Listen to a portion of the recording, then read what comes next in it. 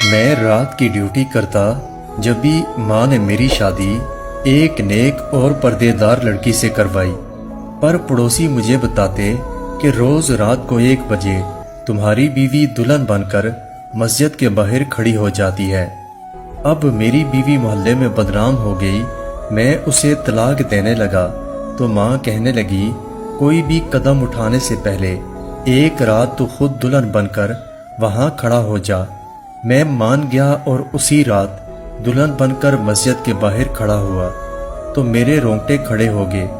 میں بھاگتا ہوا اپنی بیوی کے پیروں میں گر پڑا، کیونکہ وہاں مجھے عورت جان کر میری ماں کو اب ہر وقت میری شادی کی فکر رہتی، کیونکہ میں 27 برس کا ہو چکا تھا۔ رشتہ دار امی سے ہر وقت یہی پوچھتے کہ اپنے بیٹے کی شادی کب کرو گی؟ امی چپ کر جایا کرتی، کیونکہ میرے پاس کوئی نوکری نہیں تھی۔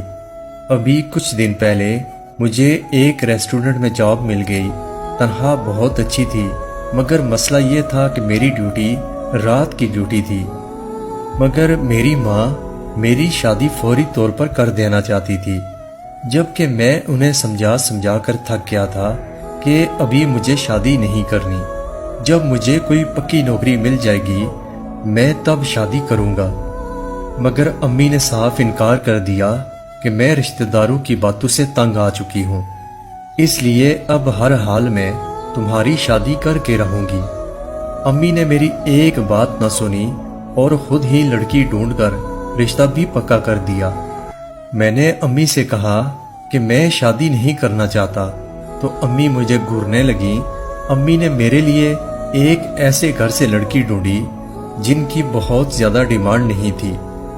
ایک دن امی کہنے لگی کہ تو بہت خوش نصیب ہے، تمہارے لیے میں نے چاند سی لڑکی ڈھونڈی ہے جو ہر وقت بادلوں کے گھیرے میں رہتی ہے۔ میں امی کی بات سن کر حیران ہوا کہ آخر ان کی اس بات کا کیا مطلب تھا۔ میرے پوچھنے پر وہ کہنے لگی میں نے جس لڑکی سے تمہاری شادی طے کی وہ نماز کی پابند ہے، مکمل پردہ کرتی ہے۔ کہنے لگی مجھے ایک ایسے ہی گھر کی لڑکی چاہیے تھی، کیونکہ تم رات کی ڈیوٹی کرتے ہو، اور دوسری بات یہ ہے گھر میں تمہاری جوان بہن ہے اور میں کوئی ایسی لڑکی نہیں لانا چاہتی جو گھر کا ماحول خراب کرتی۔ اگر میں یوں کہوں کہ تمہاری بیوی لاکھوں میں ایک ہے تو یہ غلط نہیں ہوگا۔ امی کی باتیں سن کر میں نے سر ہلا دیا۔ میں اس شادی پر راضی ہو گیا۔ خیر امی نے پیسوں کا انتظام کیا اور شادی کا معاملہ نپٹایا، اور آخر وہ دن بھی آ گیا جب میں دلہا بن کر اپنی ہونے والی بیوی کے گھر کی جانب روانہ ہو گیا۔ میں جیسے ہی ان کی گلی میں پہنچا مجھ پر یہ حقیقت آشکار ہوئی کہ یہ بہت غریب سے لوگ ہیں۔ تبھی تو انہوں نے سادگی سے شادی پر رضامندی ظاہر کر دی اور کوئی خاص ڈیمانڈ بھی نہیں کی۔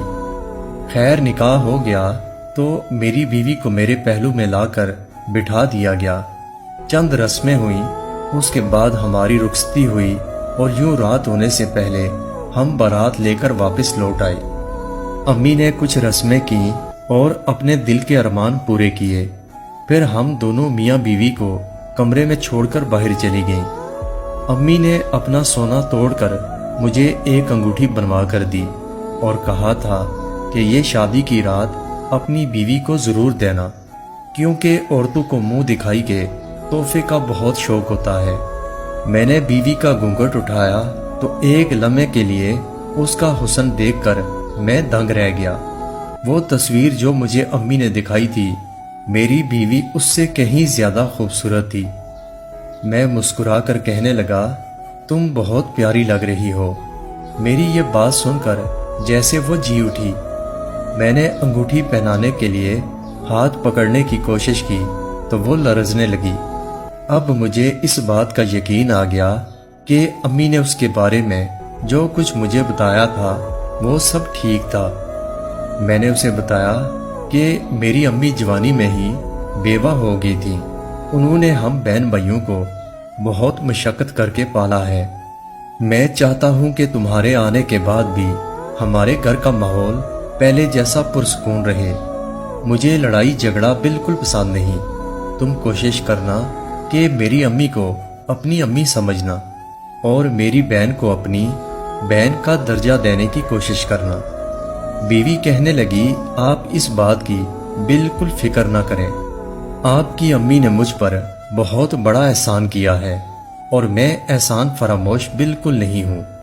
میں بیوی کی بات سن کر حیران ہوا۔ میں نے کہا تم کس احسان کی بات کر رہی ہو؟ امی نے تم پر کیا احسان کر دیا؟ یہ سن کر میری بیوی کے چہرے کی رنگت زرد پڑ گئی۔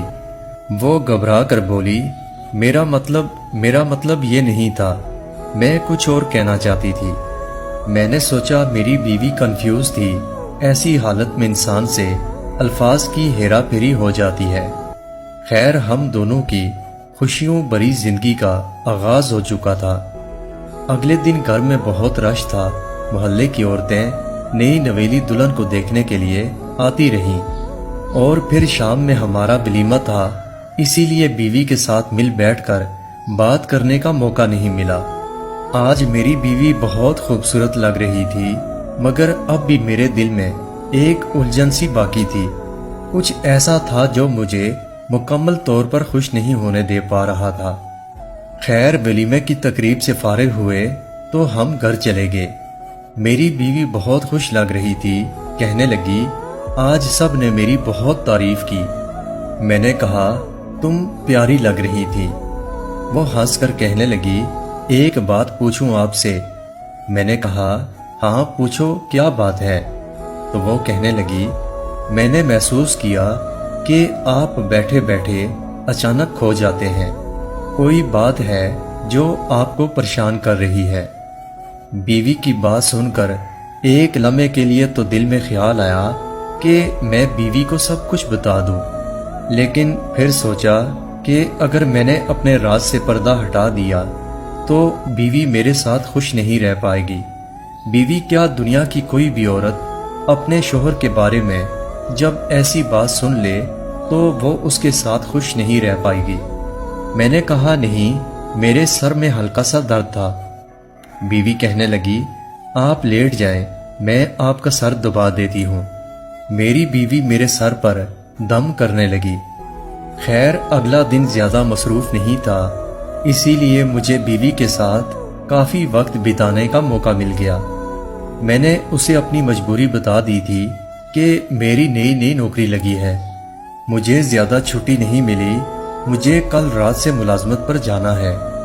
میں خود کو پہلے ہی ذہنی طور پر تیار کر چکا تھا کہ اب میری یہ بات سنتے ہی میری بیوی رونا دھونا شروع کر دے گی، مگر میری بات سن کر میری بیوی نے مسکرا کر کہا آپ کی رات کی ڈیوٹی کی ٹائمنگ کیا ہے؟ میں نے اسے بتا دیا تو وہ کہنے لگی ٹھیک ہے، آپ بے فکر ہو کر جائیں، اللہ آپ کی حفاظت کرے گا۔ وہ میری امی سے بہت پیار کرتی، بہن سے بھی اس کی خوب دوستی ہو گئی۔ آج رات کا کھانا بھی میری بیوی نے بنایا تھا۔ وہ کہنے لگی آج سے کھانا میں ہی بنایا کروں گی۔ رات ہوئی تو ہم دونوں باتیں کرنے لگے، مگر میں نے محسوس کیا کہ آج میری بیوی بہت